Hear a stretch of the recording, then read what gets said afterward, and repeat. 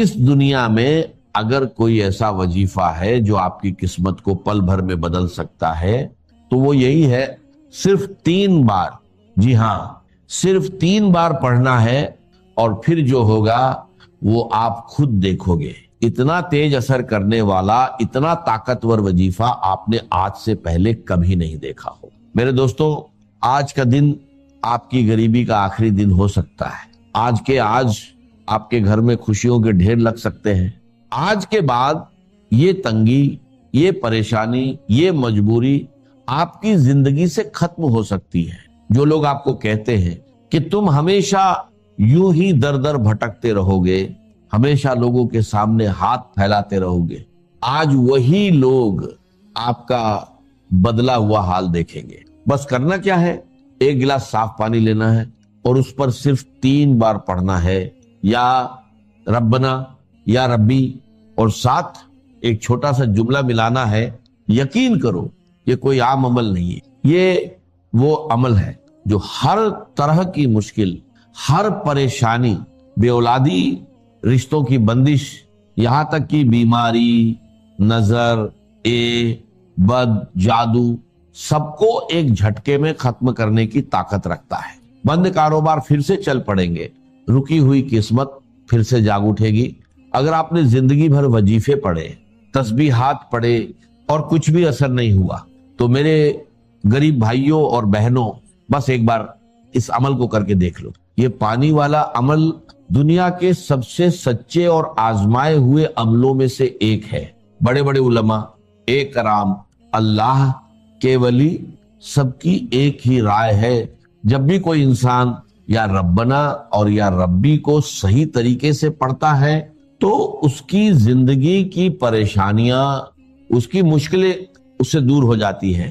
اب طریقہ دھیان سے سنو، کوئی خاص وقت نہیں، صبح، دوپہر، شام، رات، جب دل چاہے پڑھ سکتے ہو، گھر میں، دفتر میں، کہیں بھی پڑھ سکتے ہو، بس جیسے ہی یہ بات تم تک پہنچے کوشش کرنا اسی وقت عمل کر لو، کیونکہ یہ عمل پڑھتے ہی قرض دور ہونے لگتے ہیں، یہ عمل پڑھتے ہی حالات بدلنے لگتے ہیں۔ اب اصلی طریقہ، 1 گلاس پانی لو، صاف پینے والا پانی، کانچ کا ہو، پلاسٹک کا ہو، سٹیل کا ہو، کوئی فرق نہیں پڑتا۔ خاموشی سے بیٹھ جاؤ، پانی اپنے سامنے رکھ لو۔ سب سے پہلے اگر درود شریف یاد ہے تو ایک بار پڑھ لو، اور اگر نہیں آتا تو بس پڑھ لو، اعوذ باللہ من شیطان الرجیم، بسم اللہ الرحمن الرحیم۔ اب اصلی وظیفہ شروع کرو، یا ربنا یا اللہ 3 بار پڑھنا ہے۔ پہلی بار یا ربنا یا اللہ، دوسری بار یا ربنا یا اللہ، تیسری بار یا ربنا یا اللہ، بس صرف 3 بار۔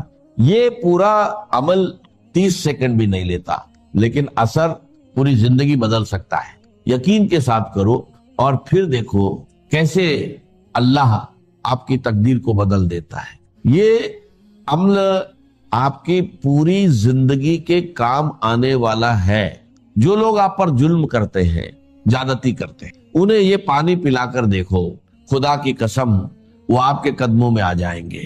چاہے آپ لاکھوں وظیفے پڑھ لو، جب تک یہ پڑا ہوا پانی آپ کے جسم میں نہیں جاتا، اصل اثر ظاہر نہیں ہوتا۔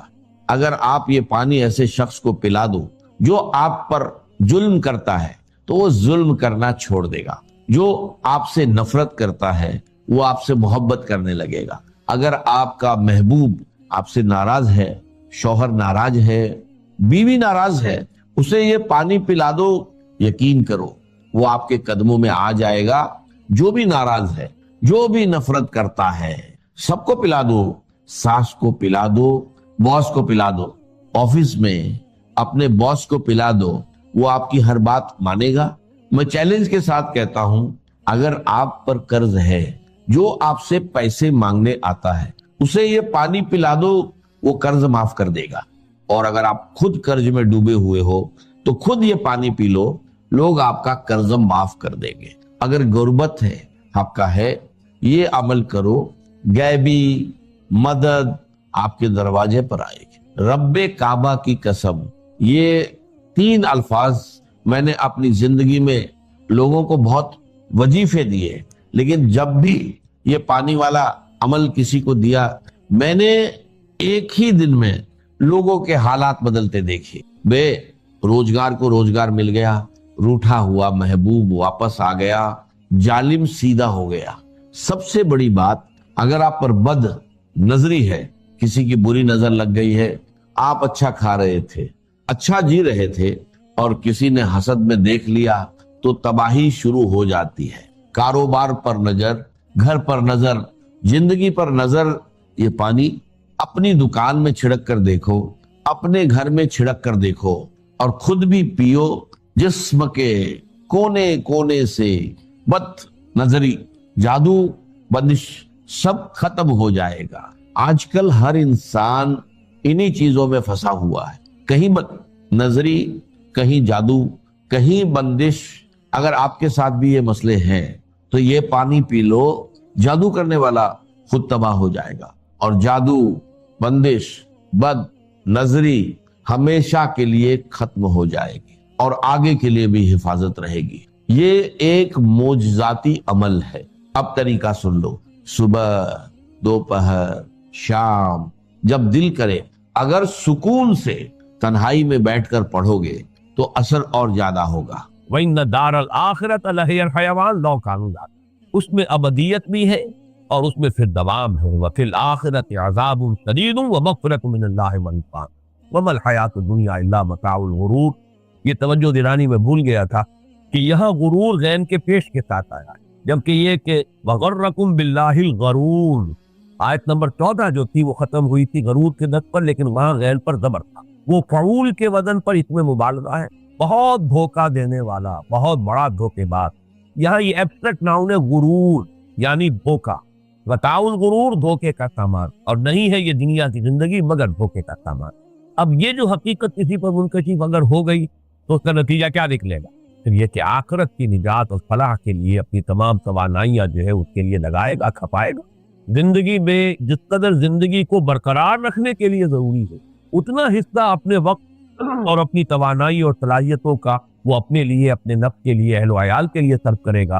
لیکن زندگی کا مقصود وہ در حقیقت آخرت کو قرار دے۔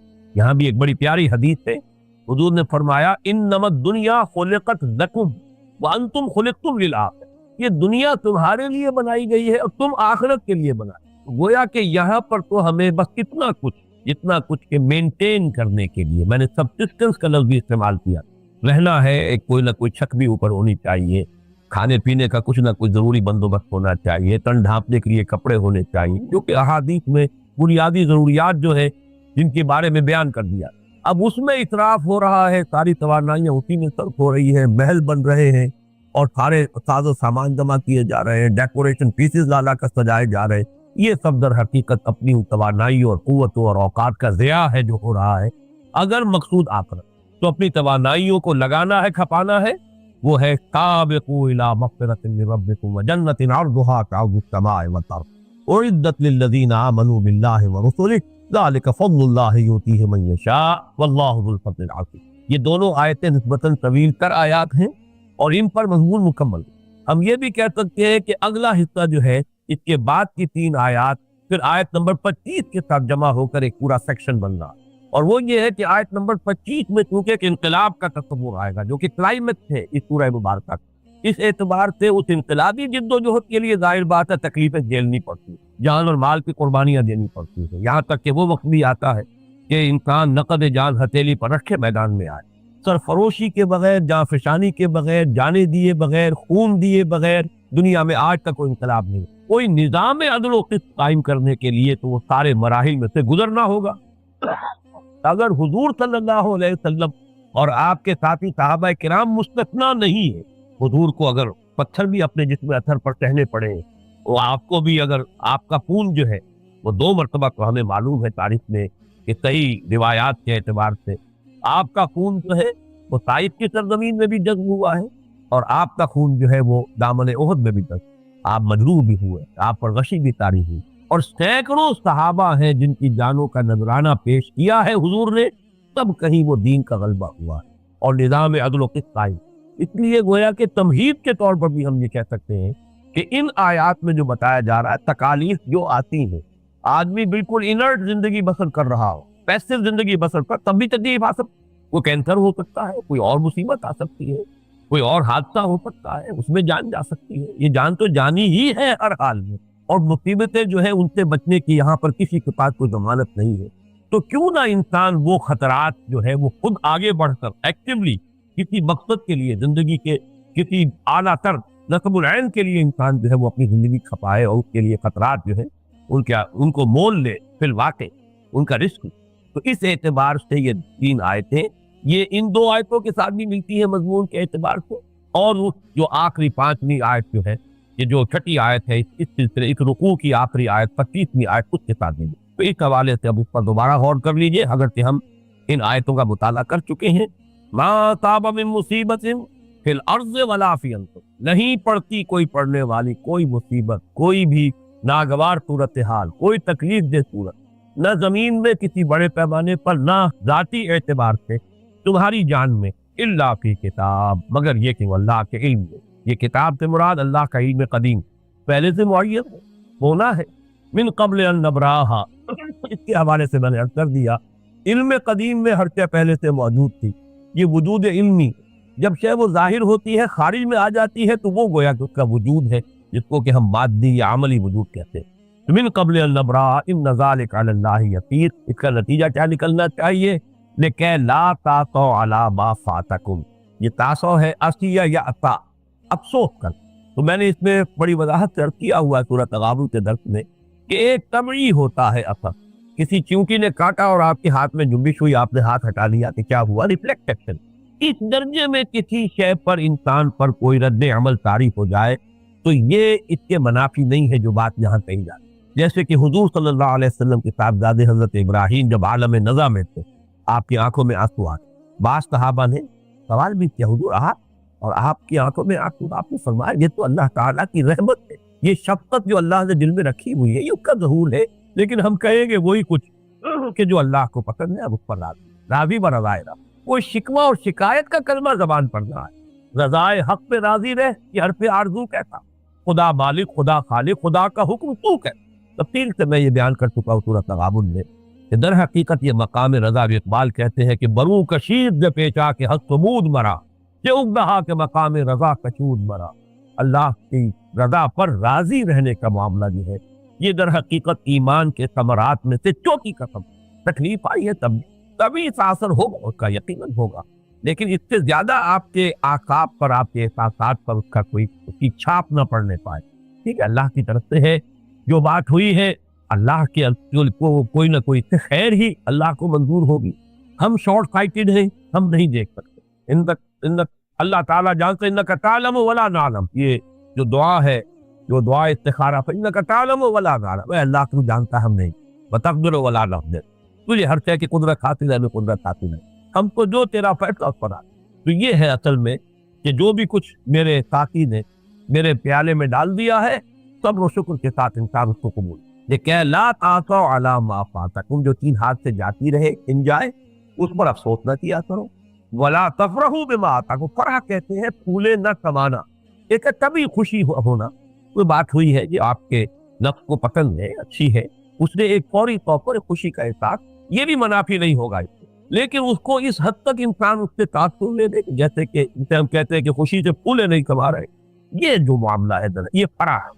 اس لیے فرح کا لفظ کے اندر یہ چیز موجود ہے، جیسے کوئی چیز پھٹ رہی ہے، فرج کہتے ہی ہے جو کوئی خلا ہو، وہ ٹوٹ پھوٹ ہو، اسی طریقے سے فرح کا لفظ ہے، فرق۔ یہ تمام جو قریب کے مادے ہیں، کاٹنے والی سے، علیحدہ کر دینے والی سے، تو فرح کہتے ہیں خوشی کا آپے میں نہ سمانا، پھولے نہ سمانا، یہ جو ہمارے ہاں مختلف محاورات ہیں، اس طرح کا اس کے لیے محاورہ ترجمہ اتراؤ نہیں اس پر کہ جو اللہ نے تمہیں دے دیا۔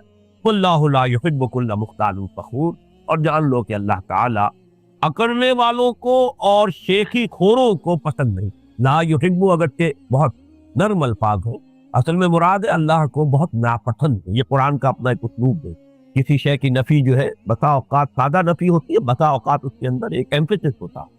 ان اللہ لا یحب کل مختال فخور، پسند نہیں ہے اللہ کو وہ لوگ کہ جو اکڑتے ہیں۔ یہ مختال بنا ہے اختیال، خیل سے بنا ہے، خیل گھوڑا، اعلیٰ نسل کا گھوڑا، گھوڑے کی جو ہے چال کے اندر ایک تمکنت ہوتی ہے، جتنا اعلیٰ نسل کا گھوڑا ہوگا اس کی چال میں تمکنت ہوتی ہے، تو اختیال کا لفظ وہاں سے لیا ہے۔ آدمی کے چلنے سے اندازہ ہو جاتا ہے یہ اپنے آپ کو کچھ سمجھتا ہے، کسی زوم میں ہے، اونچی ہواؤں میں ہے، کوئی کو غرور ہے، تو یہ اختیال ہو۔ اور فخر ہے وہی جو لفظ ہم پہلے پڑھ چکے ہیں، تفاخر بینکم، فخر کرنا نسل پر ہے، نسب پر ہے، حسب نسب پر ہے، مال پر ہے، علم پر ہے، زہد پر ہے، تقوی پر ہے، پھر اس کو بیان کرتے رہنا، اس کا اظہار کرنا، یہ ہے۔ اللہ کو یہ چیزیں بالکل پسند نہیں۔ الذین یبخلون ویامرون الناس بالبخل، یہ جو آیت ہے در حقیقت اس طرز عمل یا اس ذہنیت کا منطقی نتیجہ ہے، اس لیے کہ یہ اختیال اور فخر جو ہے دنیا میں اگر کوئی نعمت انسان کو ملی ہے تو اس پر فرح، اور فرح کے بعد اختیال، اور اختیال کے ساتھ فخر، یہ تینوں چیزیں جو ہے در حقیقت غمازی کرتی ہیں اس بات کی کہ انسان جو ہے قدر و قیمت سمجھتا ہے اس دنیا کے مال و اسباب کی، اسی پر کبھی تو فخر کر رہا ہے۔ الذی جمع مالا وعددہ یحسب ان مالہ اخلدہ، تو اس کا جو یہ دار و مدار اور انحصار ہے، تو ظاہر بات ہے کہ جو شخص یہ سمجھتا ہے کہ میرا سرمایہ افتخار جو ہے میری دولت ہے، تو اس دولت کو وہ سنبھال کر رکھے گا، خرچ نہیں کرے، اس لیے کہ خرچ کرنے میں تو پھر ظاہر بات ہے وہی تو سرمایہ افتخار ہے، اسی سے تو وہ روک گانٹ رہا ہے لوگوں کے اوپر، اسی سے تو اس کی عزت ہے۔ ہمارے معاشرے میں خاص طور پر یہ لعنت انتہا کو پہنچ گئی۔ ویسے تو فرق ہوتا تھا، دولت مند بھی ہوتے تھے، غریب بھی ہوتے تھے، لیکن عزت کی بنیاد دولت نہیں ہوتی، عزت کی بنیاد کردار تھا۔ بلکہ یہ کہ ہمارے ہاں وہ فقراء، یہ میں نے مضمون حال ہی میں لکھا بھی تھا کہ معاشرے کے اندر وہ کیفیت ہوتی تھی کہ وہ فقیر جو ہے، جو درویش کہیں بیٹھا ہوا ہے، لوگوں کا رجوع اس کی طرف ہوتا ہے، علماء کی طرف ہوتا ہے۔ یہ زبیدہ جو بڑی محبوب ملکہ تھی، ہارون رشید تھی، اس نے کہا کہ حج کے موقع پہ آئی، اور غالباً وہ اہل بیت میں سے کوئی تھے بہت بڑی شخصیت، وہ جب آئے ہیں طواف کرنے کے لیے تو پورا مجمع ان کی طرف متوجہ ہو گیا۔ تو ملکہ نے کہا اپنے شوہر سے، اور یہ آزادی وہی اختیار کر سکتی تھی کیونکہ بڑی محبوب بیوی تھی، اس نے کہا کہ اصل تو حکومت ان کی ہے، تمہاری کہاں ہے؟ یہ دلوں پہ حکومت کر رہے ہیں، تمہارا جو ہے، تمہاری حکومت جو ہے وہ لوگوں کے جسموں پر، اور ان کی حکومت دلوں پہ۔ تو یہ ویلیوز جس معاشرے کے اندر ہو تو اس کا معاملہ جو ہے چاہے کچھ اونچ نیچ ہو بھی معاشرے میں، اس سے اخلاق کا دیوالہ اس طرح نہیں نکلتا جیسا کہ ہمارے معاشرے میں نکل گیا، کہ معلوم ہے کہ یہ حرام کی دولت، یہ ہیروئن کی کمائی ہے، یا فلاں کی کمائی ہے، یہ رشوتیں ہیں، یا یہ سودی معاملہ ہے، لیکن یہ کہ جس کے پاس دولت ہے اس کے لیے عزت ہے، اس کے سامنے جھکے جا رہے ہیں، بچھے جا رہے ہیں، اور یہ اچھے اچھے لوگوں کا طرز عمل یہ ہے۔ تو اس سے در حقیقت معلوم ہوا کہ اخلاق کا دیوالہ نکل گیا، ویلیوز ختم ہوئے، اقدار کا بیڑا غرق۔ تو یہاں اصل میں یہ بات آ رہی ہے کہ الذین یبخلون، دو یہ سمجھتے ہیں کہ عزت کی بنیاد پیسہ ہے تو بخل کریں گے، پیسے کو سنبھال کر رکھیں گے، وہ کاہے کو پیسہ خرچ کریں گے؟ پیسہ خرچ کریں گے تو اپنی عزت کی بنیاد، اپنے فخر کی بنیاد کو ڈھاریں۔ اور دوسری بات یہ یامرون الناس بالبخل، جو شخص خود یہ بخل کرے گا وہ دوسروں کو بھی بخل کا مشورہ دے۔ کی وجہ یہ ہوتی ہے کہ ایک تو یہ ہے کہ بہرحال لوگوں کی نگاہ میں وہ اپنا بھی تو کوئی بھرم قائم رکھنا چاہتا ہے، اپنی بات کے لیے بھی جسٹیفیکیشن چاہے گا۔ امر کا لفظ جو ہے یہاں پر سمجھ لیجئے کہ یہ مشورے کے معنی میں، حکم کے معنی میں نہیں، عربی زبان میں لفظ امر جو ہے دونوں معنی میں آتا ہے۔ بھائی کچھ عقل کے ناخن لو، کچھ سوچو، یہ کیا تم نے دونوں ہاتھ کھلے رکھے ہوئے ہیں اپنے؟ تمہارے ہاتھ میں تو معلوم ہوتا ہے کچھ سوراخ ہے، کچھ پیسہ روکتے ہی نہیں ہو اپنے پاس، تمہیں چاہیے کہ کچھ آگے کی فکر کرو، بچوں کی فکر کرو، بیٹیوں کے ہاتھ پیلے کرنے ہیں، تو بڑے ہی ناصحانہ انداز میں اور بڑے ہی خیرخانہ انداز میں بخل کا مشورہ دیا جائے تاکہ ہمارا بخل بھی ڈھکا رہے، چھپا رہے۔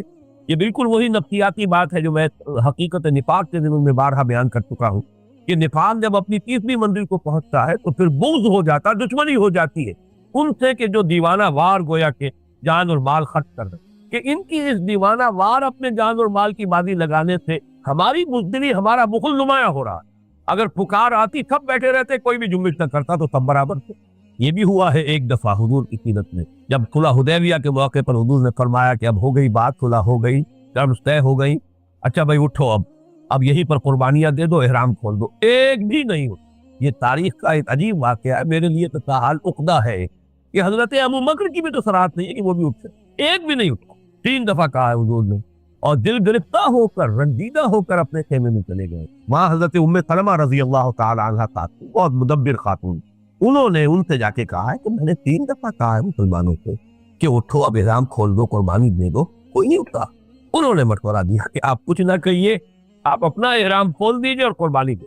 جب آپ نے آ کر یہ کام کیا سب کھڑے ہو گئے، تو میری تعبیر یہ ہے کہ وہ کچھ حالت منتظرہ میں مبتلا تھے کہ شاید ابھی کوئی نئی صورت پیدا ہو، شاید کوئی اللہ ہمارا ابھی امتحان ہی لے رہا، اس لیے ایک عجیب سی حالت منتظرہ طاری ہو گئی تھی کہ کوئی نہیں. لیکن اس وقت جو میں بات بیان کر رہا تھا وہ تھا کہ جب کوئی نہیں اٹھا تو سب برابر ہو گئے. اگر کچھ لوگ اٹھ جاتے کچھ رہ جاتے تو جو اٹھ گئے ان کا ایک مرتبہ واضح ہو جاتا کہ یہ نبی کی پکار پر فوراً لبیک کہنے والے ہیں، اور جو پیچھے رہ گئے وہ گویا کہ تربص میں ہے، انتظار میں ہے. تو منافقین کو یہی غصہ آتا تھا کہ جب آتا ہے نکلو اللہ کی راہ میں، انفروا خفافا وثقالا، یہ نکل رہے ہیں، یہ کچھ سوچتے ہی نہیں، کوئی اپنا نفع نقصان، کوئی اندیشے، کوئی خطرات، موسم کو نہیں دیکھ رہے کہ شدید ترین گرمی کا موسم ہے، یہ نہیں دیکھ رہے شیر کے منہ میں جا رہے ہیں، سلطنت روما کے ساتھ ٹکر دے رہے ہیں، بازی بازی بارش بابا ہم بازی. اب تک تو جو بھی جنگیں ہوئی ہیں وہ اندرون ملک عرب ہوئی ہیں، یہ standing super power, standing armies جس کی لاکھوں کی ہے. اور یہی ہوا ہے غزوہ موتا کے اندر. 3000 گئے تھے، 1 لاکھ کے ساتھ ٹکراؤ ہو گیا، اور 1 لاکھ اور موجود تھا. ایک روایت یہ ہے کہ 2 لاکھ کے ساتھ ٹکراؤ ہوئی. لیکن یہ کہ بہرحال غزوہ تبوک کے لیے جن لوگوں کو پکارا ہے، جن میں ایمان صادق تھا، وہ نکل کھڑے. تو یہ ہے اصل میں جو شخص خود بخل کرتا ہے دوسروں کو بھی بخل کا مشورہ دے، جو خود آگے نہیں بڑھنا چاہتا دوسروں کو بھی نہ وہ بڑھنے کا مشورہ دے گا بلکہ روکے گا. الم الینا، یہ ہم پڑھ چکے، آؤ ہمارے پاس بیٹھو یہیں پر، کہاں جا رہے ہو، کیوں خطرات میں مول لیتے ہو، الم الینا، آؤ ہمارے ساتھ ہی بیٹھو. تو یہ ہے وہ بات کہ الذین یبخلون ویامرون الناس بالبخل، جو خود بھی بخل سے کام لیتے ہیں اور لوگوں کو بھی بخل ہی کا مشورہ دیتے ہیں. ومن یتولی فإن اللہ هو الغنی الحمید، اور جو کوئی پیٹھ دکھائے گا، پیٹھ موڑ لے گا، روگردانی کرے گا، یہ سب کچھ سن کر بھی نہ انفاق پر آمادہ ہوگا نہ جہاد کے لیے آمادہ ہوگا، تو وہ سن رکھے کہ اللہ غنی اور حمید ہے، اسے کسی کی احتیاج نہیں. کوئی یہ نہ سمجھے کہ وہ نہیں کرے گا تو کام ہوگا نہیں، کوئی یہ نہ سمجھے کہ یہ انہی کے اٹھائے یہ چھپر اٹھا ہوا ہے. اللہ تو غنی ہے، حمید ہے. اگر تم نہیں آؤ گے اللہ کسی اور قوم کو لے آئے گا. ان تولوا یستبدل قوما غیرکم ثم لا یکونوا امثالکم. اس پر سورہ محمد ختم ہوئی ہے صلی اللہ علیہ وسلم. اگر تم روگردانی کرو گے، پیٹ دکھا دو گے، تمہیں ہٹائے گا اللہ کسی اور قوم کو. اللہ تعالیٰ کے خزانوں میں کمی نہیں. ومن یتولی فإن اللہ هو الغنی الحمید. تو یہاں وہ 5 آیتیں مکمل ہو گئی جس کو میں نے ایک حصہ پہلے قرار دیا تھا. اور یہ بھی ہو سکتا ہے کہ پہلی 2 آیتوں کو اس رکوع تیسرے رکوع کے اس کو مستقل حصہ مانا جائے. حیات زندگی کی اصل حقیقت، ہیومن لائف کا سائیکل، اس کی مشابہت جو ہے وہ پلانٹ کنگڈم میں جو بھی سائیکل چل رہا ہے اس سے، آخرت کی اصل اہمیت، اور پھر یہ کہ اصل مقصود و مطلوب آخرت کو بنا لے، اور اس میں مسارعت اور اس میں مسابقت آگے دو. وہ اپنی جگہ ایک مکمل مضمون تھا. پھر 4 آیتیں جو یہ آئی ہیں اس کے اندر بھی جو ہے وہ 3 آیتیں، اس میں یہ مضمون آ گیا. دنیاوی مصائب اور مشکلات اور تکالیف، ان سے گھبرانے کی ضرورت نہیں ہے. یہ تو در حقیقت تندیے باد مخالف سے نہ گھبرا ہے عقاب، یہ تو چلتی ہے تجھے اونچا اڑانے کے لیے. یہ مشکلات اور مصائب جو 5واں حصہ ہم پڑھ چکے ہیں، یہ تو اس لیے اللہ تعالیٰ کی طرف سے آزمائشیں آتی ہیں کہ ایک تو تمہارے اندر اگر کوئی کھوٹ کہیں ہے تو وہ دھل جائے، پاک ہو جائے، صاف ہو جائے، تاکہ تمہیں پوری طریقے سے زر خالص بنا لے اللہ، لیمحصکم، تاکہ تمہیں بالکل پاک کر دے، صاف کر دے. پھر یہ کہ تمہارے جوہر نمایاں اسی سے معلوم ہوگا who's who، کس کا کتنا جذبہ ہے، کس کے اندر کتنا شوق جہاد تھا، کس کے اندر کتنا جذبہ انفاق تھا. کیسے معلوم ہوتا ابو بکر کا مقام کیا ہے، کیسے معلوم ہوتا کہ عمر کا مقام کیا ہے. وہ تو انہی چیزوں سے جو ہے جوہر کھلے ہیں، نکھرے ہیں، نمایاں ہوئے ہیں. تو وہ فلسفہ پورا جو ہے وہ ہم پڑھ چکے ہیں 5ویں حصے میں کہ ابتلا، آزمائش، امتحانات کیوں آتے ہیں، اس کی حکمتیں کیا ہیں. اب آ گئی وہ آیت جس کو میں ایک مستقل حصہ قرار دے رہا ہوں، اور یہ در حقیقت پوری سورہ مبارکہ کا کلائمیکس، نقطہ عروج. اور یہ بھی میں عرض کر دوں، یہ میں نے بارہا الفاظ استعمال کیے، پھر دوہرا رہا ہوں. انقلاب جس شے کا نام ہے اسے آپ اس کی پرونوٹیشن کو اچھی طرح سمجھ لیجیے. انقلاب کہتے ہیں کسی اجتماعی نظام کو بدل دیں. ظاہر بات ہے جو ایگزسٹنگ سسٹم ہوگا، پولیٹیکو سوشو اکنامک سسٹم، اس کو تلپٹ کریں گے، اس کا تختہ الٹیں گے تو کوئی اور نظام آئے. اس کے بغیر کسی دوسرے نظام کے لیے ایگزسٹنگ سسٹم جو ہے وہ جگہ چھوڑنے کو تیار نہیں. اور اس میں ظاہر بات ہے واعظ، نصیحت، تلقین، تعلیم، تبلیغ، یہ سب اپنی جگہ پر بہت ضروری ہے. یہ اسٹارٹنگ پوائنٹ اس کا یہی. لیکن اس کے بعد ایک مرحلہ آتا ہے کہ جہاں طاقت استعمال کریں، اس لیے کہ تلقین، واعظ، نصیحت، دعوت، تبلیغ سے جو نیک سرشت لوگ ہوتے ہیں تمام طبقات کے اندر، وہ کھینچ آئیں گے. جیسے کہ میگنیٹ ہوتا ہے، وہ کھینچ لیتا ہے. جو بھی لوہ چون جو ہے وہ اس کے ساتھ مل جائے گا اور مرادہ رہ جائے گا. لیکن وہ مرادہ جو ہے وہ لوگ ہیں کہ جن کا ویسٹڈ انٹرسٹ ہے، جن کے مفادات ہیں. ہمارے معاشرے میں جاگیردار ہے اس کا ایک اپنا مقام ہے، وہ اصل مالک ہے، پورے علاقے کا مالک ہے، وہ بادشاہ ہے. باقی لوگ جو بس رہے ہیں وہاں پہ وہ اس کی کمی ہے، کاری ہے، وہ تو اس کی رعیت ہے، وہ کبھی بھی اس کو برداشت نہیں کر سکتے کہ جاگیردارانہ کا نظام ختم ہو۔ اس کے لیے ظاہر بات ہے کہ بالآخر طاقت کا استعمال نہ ملے۔ یہ بات جو ہے اصل میں کہتے ہوئے انسان جھجکتا ہے، یہ بات اچھی نہیں ہے۔ قتل و خون، قتل و غارت دری کو اچھی بات نہیں ہے، طاقت کا استعمال، اسلحہ کا استعمال کو اچھی بات نہیں ہے۔ بس ٹھنڈی ٹھنڈی کوئی بات ہو جائے اور بڑے ہی آسانی کے ساتھ طرف دعوت و تبلیغ سے کوئی انقلاب آ جائے، بہت اچھا ہے، فبہا۔ لیکن یہ ہے کہ قرآن مجید نے جس طرح اس ایک آیت میں اس تلخ حقیقت کو عریاں انداز میں بیان، تاکہ کوئی اشتباہ نہ رہے، بالکل بات واضح ہو جائے، پورا انقلابی عمل جو ہے آپ کو اس آیت کے اندر مل جائے گا۔ اب اس کے ایک لفظ پر غور کیجیے، اور یہ بھی ذہن میں رکھیے کہ اس ایک آیت کی پوری تشریح ہے جو سورہ صف میں آئی۔ سورہ صف کی 14 آیات در حقیقت اس ایک آیت کی شرح پر اور تفصیل پر مشتمل، اور سورہ صف کیونکہ ہم پڑھ چکے ہیں، ذہن میں رکھیے، شروع میں ڈانٹ ڈپٹ آئی، یا ایھا الذین آمنوا لم تقولون ما لا تفعلون، کبر مقتا عند اللہ ان تقولوا ما لا تفعلون، ان اللہ یحب الذین یقاتلون فی سبیلہ صفا کانہم بنیان مرصوص۔ اہل ایمان کیوں کہتے ہو جو کرتے نہیں؟ سن لو، تمہارا یہ طرز عمل، ایمان کے دعوے، زبان سے بڑی اللہ کی محبت، رسول کی محبت کے دعوے، اور عمل اس کے منافی، یہ اللہ کے غضب کو بھڑکانے والی چیز۔ اللہ کو تو محبوب ہے وہ بندے جو اس کی راہ میں جنگ کرتے ہیں صفیں باندھ کر، گویا کسی کا پلائی دیوار۔ قتال سے شروع ہوئی یہ سورت، پھر چند آیات میں اہل کتاب کا تذکرہ آیا، یہ گویا کہ شرح ہوئی اس کی وَلَا يَكُونُوا كَالَّذِينَ أُوتُوا الْكِتَابَ مِن قَبْلُ فَطَالَ عَلَيْهِمُ الْأَمَدُ فَقَسَتْ قُلُوبُهُمْ، اس کی طرح وہاں آ رہی ہے کہ انہوں نے کیا کیا حضرت موسیٰ علیہ السلام کے ساتھ، کیا کیا انہوں نے حضرت عیسیٰ کے ساتھ، کیا کر رہے ہیں اب محمد کے ساتھ صلی اللہ علیہ وسلم، یہ ان کا طرز عمل یہود کا۔ اس کے بعد آیت آ گئی هُوَ الَّذِي أَرْسَلَ رَسُولَهُ بِالْهُدَىٰ وَدِينِ الْحَقِّ لِيُظْهِرَهُ عَلَى الدِّينِ كُلِّهِ، وہی اللہ جس نے بھیجا ہے اپنے رسول کو صلی اللہ علیہ وسلم الہدا اور دین حق دے کر، تاکہ غالب کرے اسے کل کے کل دین پر، پورے نظام زندگی پر یا تمام ادیان پر، اور چاہے یہ کتنا ہی ناگوار اور ناپسند ہو مشرکوں، ان کے الرغم یہ کرنا، لیکن کریں گے کیسے؟ اہل ایمان آئیں گے جانے اولے کے نہیں ہوگی۔ یا ایھا الذین آمنوا هل ادلکم علی تجارۃ تنجیکم من عذاب علیم، اہل ایمان کیا تمہاری رہنمائی کروں اس تجارت کی طرف، اس سودے کی طرف جو دردناک عذاب کو چھٹکارا دلا دے؟ جہنم سے بچنا چاہتے ہو تو تؤمنون باللہ ورسولہ وتجاہدون فی سبیل اللہ باموالکم وانفسکم، یہاں جہاد آ دے، پختہ ایمان رکھو اللہ پر، اس کے رسول پر، جہاد کرو اس کی راہ میں اپنی جان اور مالوں کے ساتھ، ذالکم خیر لکم ان کنتم تعلمون، یہی تمہارے حق میں بہتر۔ اس بہتری کی پھر وضاحت کی گئی، ایک اخروی جو اللہ کے وعدے ہیں، یغفر لکم ذنوبکم ویدخلکم جنات تجری من تحتہا الانہار ومساکن طیبۃ فی جنات عدن ذالک الفوز العظیم۔ اصل کامیابی تو وہی ہے، لیکن مقصود اصلی تو آخرت ہے، اصل زندگی آخرت ہے۔ البتہ ایک اضافی وعدہ یہ بھی ہے، اخریٰ تحبونہا نصر من اللہ وفتح قریب، اللہ تعالیٰ کی طرف سے اب مدد آیا چاہتی ہے اور فتح تمہارے قدم چوما چاہتی ہے۔ فبشر المومنین، اے نبی اہل ایمان کو بشارت دے دی۔ آخر میں اللہ کی نصرت کی پکار، یا ایھا الذین آمنوا کونوا انصار اللہ کما قال عیسی ابن مریم للحواریین من انصاری الی اللہ، اے اہل ایمان اللہ کے مددگار بنو، جیسے کہ عیسیٰ ابن مریم نے کہا تھا حواریوں سے، کون ہے میرا مددگار اللہ کی راہ میں؟ قال الحواریون نحن انصار، تو اس وقت کہا تھا حوارین نے، ہم ہیں اللہ۔ یہ میں نے آپ کو ایک جنرل سروے دے دیا ہے، اب اس صورت کی آیت کو پڑھیں۔ لقد ارسلنا رسلنا بالبینات، ہم نے ہی بھیجا اپنے رسولوں کو بینات کے ساتھ۔